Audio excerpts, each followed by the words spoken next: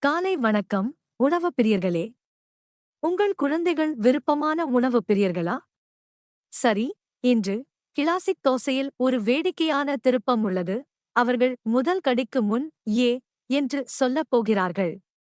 நாங்கள் தோசை ரோலப்களை ஆரோக்கியமான, வேடிக்கையான மற்றும் சிறந்த பகுதியாகச் செய்கிறோம். செய்வது எளிது. முதலில் எங்கள் கிளாசிக் தோசையுடன் தொடங்குவோம்.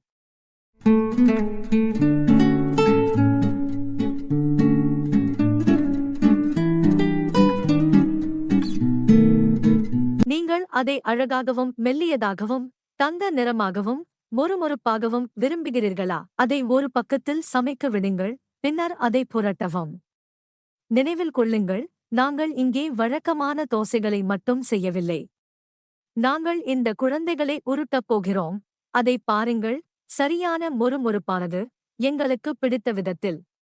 என்னால் அதைச் செய்ய முடிந்தால் நீங்களும் செய்யலாம். இப்போது எங்கள் தோசை தயாராக உள்ளது. நாங்கள் அதை சிறிய துண்டுகளாக வெட்டப் போகிறோம். இது உருட்டுவதை எளிதாக்குகிறது மற்றும் சிறிய கைகளுக்கு ஏற்றதாக அமைகிறது.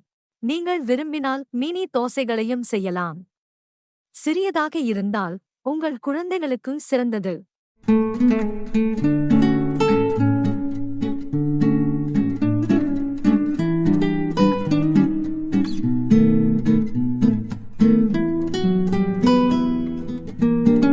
சரி, இதோ வேடிக்கையான பகுதி.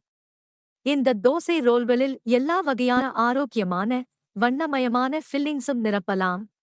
இந்த ஒரு காய்கறி ஃபில்லிங்கில் இருந்து ஆரம்பிக்கலாம். எங்களிடம் நன்றாக நறுக்கிய கேரட், வெள்ளரிகள் மற்றும் பெல் பெப்பர்ஸ் உள்ளன.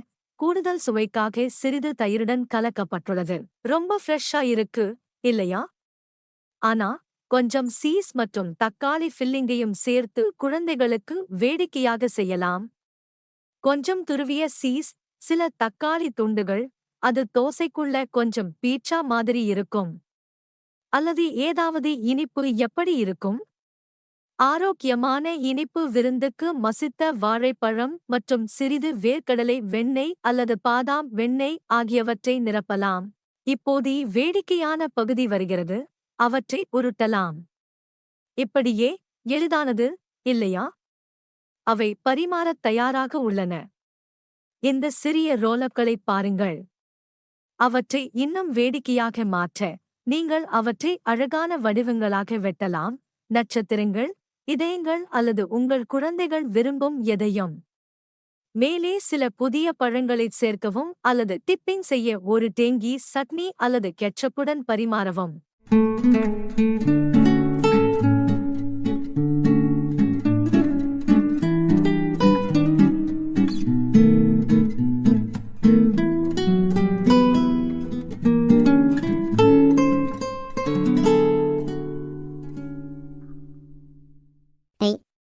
இவை சுவையானவை.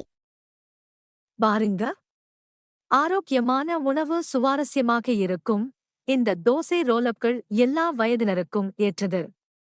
சரி, இதோ உங்களுக்காக தோசை ரோலப்கள். வேடிக்கையானது, எளிதானது மற்றும் சுவை நிறைந்தது. சிறந்த பகுதி, உங்கள் குழந்தைகளின் விருப்பப்படி நிரப்புதல்களை நீங்கள் தனிப்பயனாக்கலாம்.